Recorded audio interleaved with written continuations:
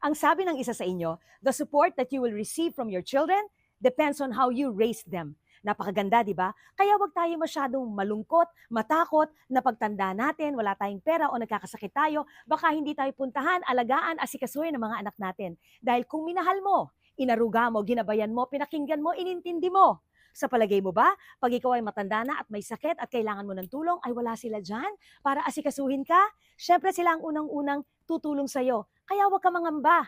Ano nga ba ang sabi ko? Yung buto na tinanim mo, kapag yan ay bubunga na, siya ring aanihin mo.